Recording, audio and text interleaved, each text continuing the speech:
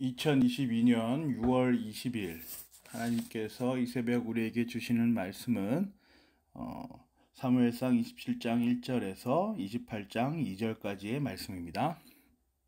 오늘 본문은 다윗이 스스로 판단해서 자기를 따르는 600명의 군사들을 이끌고 블레셋 땅으로 직접 들어가 살면서 겪은 내용들을 기록한 본문입니다.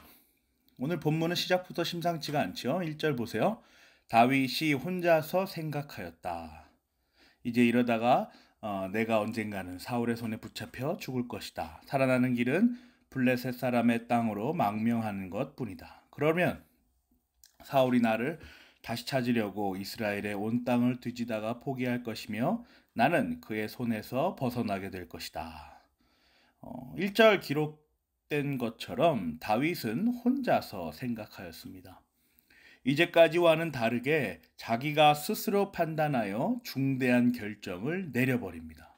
하나님의 존재가 망각되어 있죠. 사울을 피하여 이방 땅이자 자신의 민족의 주적인 블레셋 땅으로 자진하여 들어갑니다. 이런 모습은 마치 사울의 모습을 보는 것과 같습니다. 하나님의 존재에 대한 인식, 그 존재가 배제되어 있다라는 것이죠. 언제나 임하여 계시는 하나님의 존재를 생각하지 못하고 인식하지 않는 모습을 보여줍니다.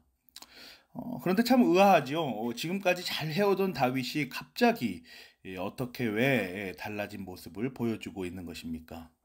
우리의 신앙생활은 어떤가요? 언제나 하나님을 바라고 하나님께 나아가는 언제나 그런 선택의 기로 가운데에 하나님을 인식하고 하나님께서 무엇을 인도해 나가시는지를 생각하십니까? 왔다 갔다 할 수 있는 또 오르락내리락 할 수 있는 그러한 사람의 한 성도의 모습을 성경은 오늘 보여줍니다. 그런데 참 신기하게도 한편으로는 이해할 수 없지만 하나님께서는 자신이 택하신 백성이 자신을 인식하지 않을 때 그대로 내버려 두시기도 한다라는 것을 오늘 성경 말씀을 통하여 우리에게 교훈하십니다. 적극적으로 가로막으시기도 하지만 그대로 내버려 두시기도 한다는 것입니다. 자신이 택한 백성인데도 말입니다.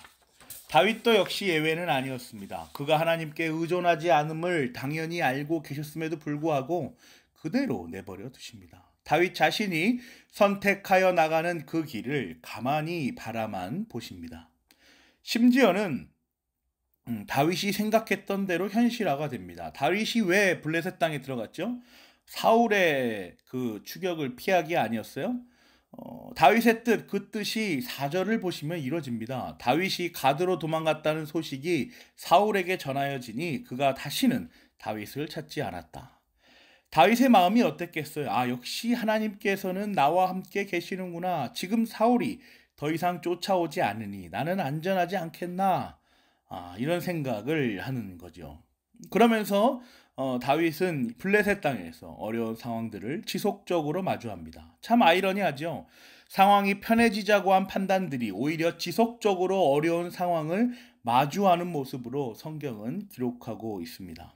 8절, 9절, 10절, 11절입니다. 바로 그 기간에 다윗은 부하들을 거느리고 다니면서 구술 사람과 기르스 사람과 아말렉 사람을 습격하고 다녔다. 이게 다 이방 사람들이죠.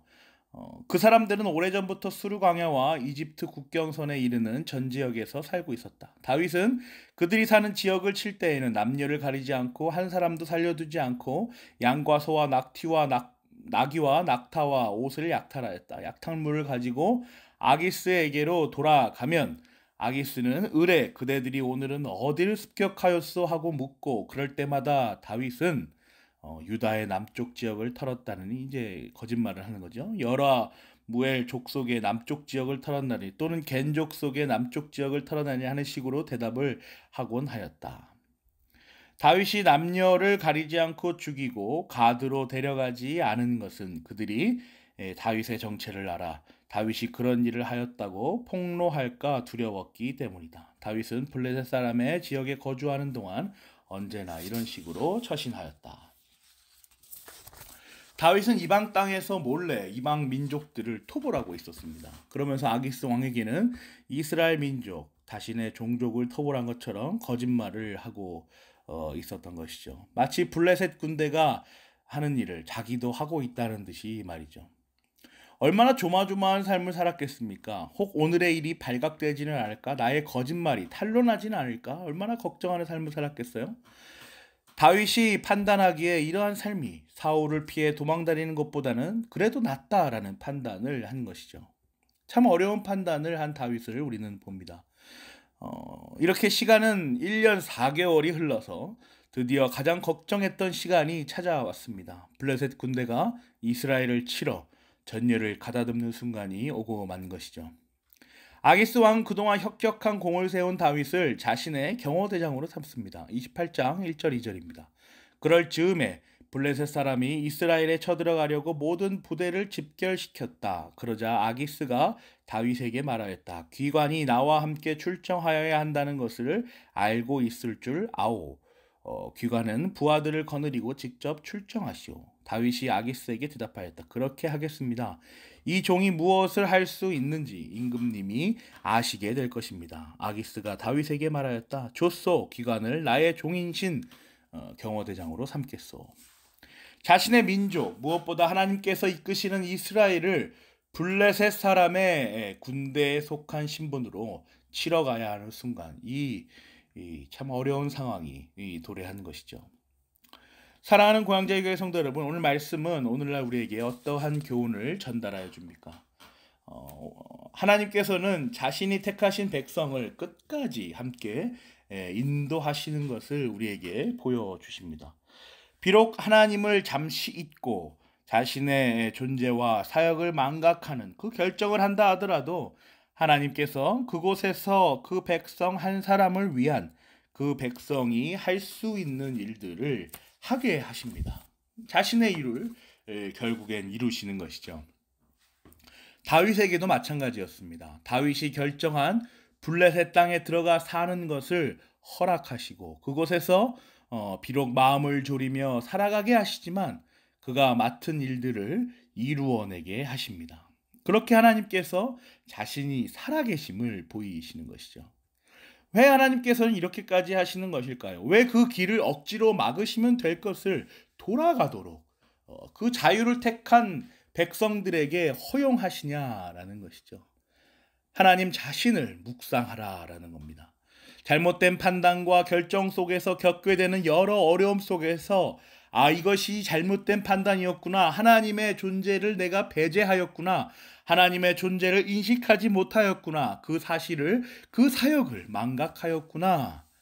라고 생각하고 하나님의 존재와 그 사역을 묵상하여 보라라는 것이죠.